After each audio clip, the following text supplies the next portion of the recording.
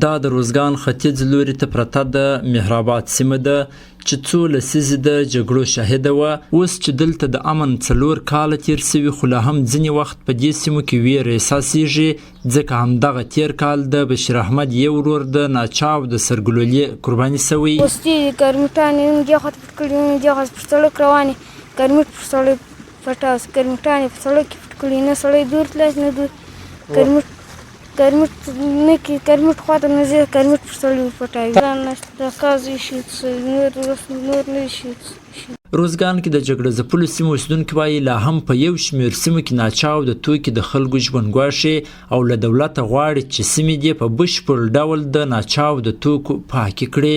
دونکي مواد پټ دي، ذات ماشومان به ښایي جن مایوسه سوي د دې په استمون جن مایوسه سي یا معیوبه سي نه. پوښتنه څه غواړو چې تاسې مقصد د همکاري موږ سره وکړئ چې دا ماینونه وکاږئ او دا منطقه پاکه کړئ، صافه یې کړئ. د مرمۍ تاسې خپله اوس ولیدله، ما ورته ودرولاست. نورې مثال د افغان مرمۍ شته، منطقه ټوله خطرې ده. دا مدله چې تاسې ما ور وخېجوله، ستاسې قدم نه ایښوئ، زموږ پر لار ته یې روان وستی ول. دا ډېره خطرې سیمه ده.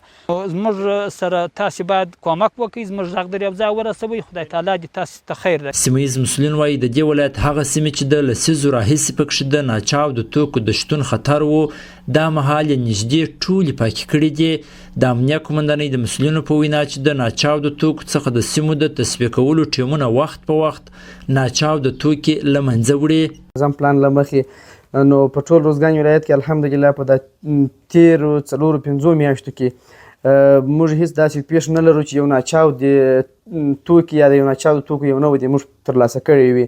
یعنې ساحې 100% پاکې سولې، که څه هم دا ډېرې سختې جګړه ییزې سیمې وې، خو اوس الحمدلله هیڅ داسې یو نمونه هم نه تر سترګو کېږي چې د تیرو جګړو د وخت څخه د یو ناچاو د توکي یا ناچاو د مین یا یو بل څه پاته وي. دا په داسې حال کې ده چې د هیلو ټرست مؤسسه چې د مین پاکۍ په برخه کې کار کوي، تازه په یوې اعلامیه کې ویل دي چې په افغانستان کې 6.4 میلیونه خلک د ناچاو د توکو له خطر سره مخ دي. احسان الله ولسمل، امید راډیو، روزګان.